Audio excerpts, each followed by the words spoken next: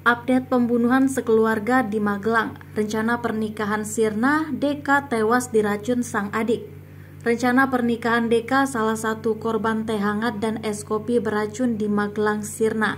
Deka meninggal dunia bersama kedua orang tuanya AA dan HR di rumahnya pada Senin 28 November 2022 pagi.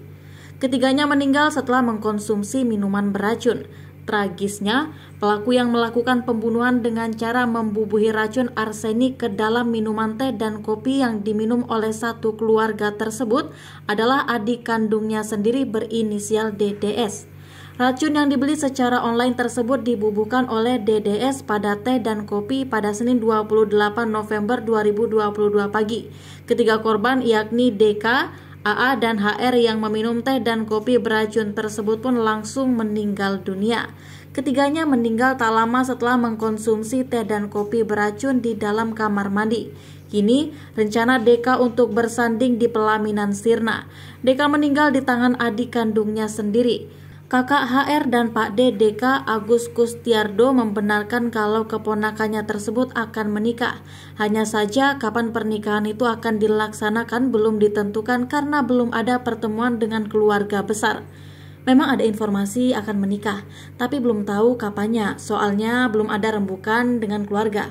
Terangnya pada Senin 28 November 2022 malam. Soal rencana pernikahan korban Deka juga diketahui oleh Kepala Desa Merto Yudan Eko Sungkono. Ia membenarkan kalau informasi korban akan menikah. Ya, setahu saya memang akan menikah. Namun memang kapannya belum diketahui karena belum juga ada laporan ke KUA, urainya. Motif pembunuhan sekeluarga di Magelang lantaran sakit hati, begini pengakuan pelaku. Pelaku pembunuhan satu keluarga di Magelang akhirnya terungkap. Pelaku adalah anak kedua korban berinisial DDS.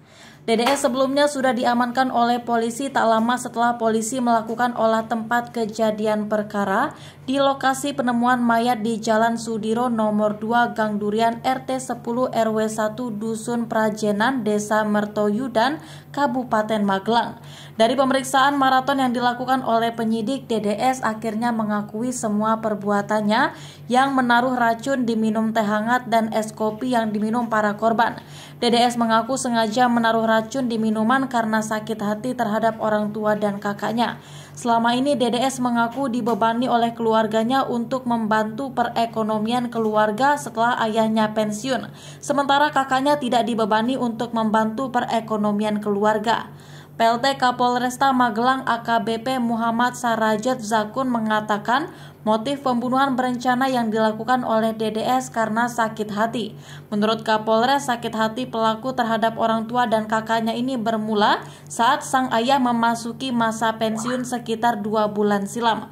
Otomatis pemasukan untuk keluarga hanya bersumber dari uang pensiun yang diterima oleh AA, sebab DDS dan DK tidak bekerja. Sementara kebutuhan keluarga cukup tinggi karena AA juga menderita sakit. Uang pensiun tersebut digunakan untuk memenuhi kebutuhan pengobatan AA. Untuk memenuhi kebutuhan keluarga, DDS pun dibebani untuk membantu perekonomian keluarga. Sedangkan kakak perempuannya, Deka, tidak dibebani. Hal itulah yang membuat pelaku sakit hati sehingga merencanakan pembunuhan terhadap ketiganya. Anak pertama Deka sempat bekerja, tapi sekarang sudah keluar, sedangkan anak kedua tidak bekerja.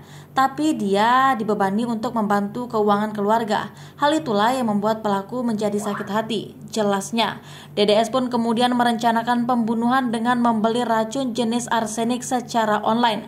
Rencana pembunuhan terhadap kedua orang tua dan kakaknya ini dilakukan sebanyak 2 kali. Upaya pembunuhan yang pertama dilakukan pada 23 November lalu. Saat itu pelaku menaruh racun jenis arsenik di minuman dawet yang sengaja dibelinya.